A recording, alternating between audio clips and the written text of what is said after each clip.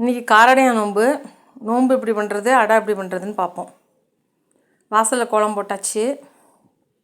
அப்புறம் அரிசியை களைஞ்சி நிழலில் உணர்த்தி வச்சுருக்கேன். அதை எடுத்து வறுத்துக்கணும்.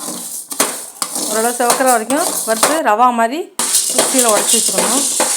அதுக்கடுத்து காராமணியும் துவரையும் வறுத்துட்டு வேக வச்சுக்கணும்.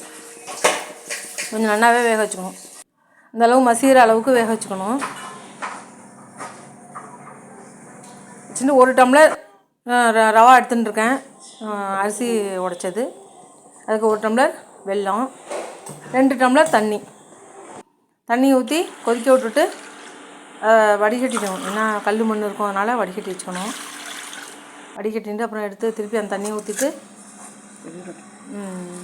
காராமணி, தேங்காய், ஏலக்காய்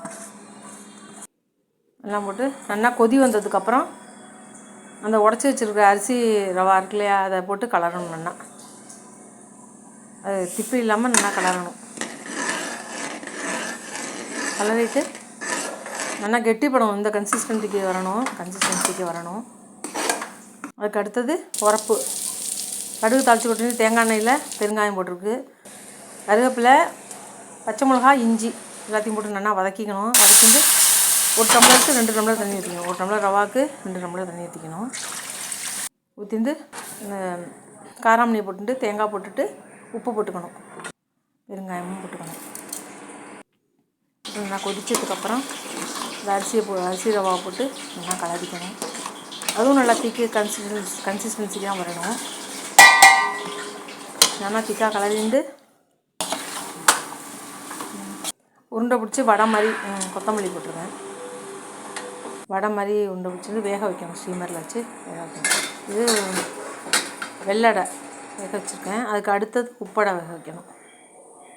இப்போ உப்படை வேக வச்சுட்டு கோலம் போட்டு அதில் நுனியில் சின்னதாக போட்டு அதில் வெத்தலைப்பாக்கு, வாழைப்பழம், நோம்பு சரடு, தாலி சரடு எல்லாம் போட்டு வச்சு வெத்தலைப்பாக்கு, அடை, வெண்ணெய் எல்லாத்தையும் வச்சு நைவேத்தியம் பண்ணிவிட்டு கட்டிக்கணும். தாலி சரடையும் நோம்பு சரடையும் கட்டிக்கணும். இதுதான் தாலி சரடு. நமஸ்காரம் பண்ணியாச்சு. இதுதான் நோம்பு சரடு. பெரிய வாழ்க்கெல்லாம் நமஸ்காரம், சின்ன வாழ்க்கு ஆசீர்வாதம். தேங்க்யூ. தேங்க்ஸ் ஃபார் வாட்சிங்.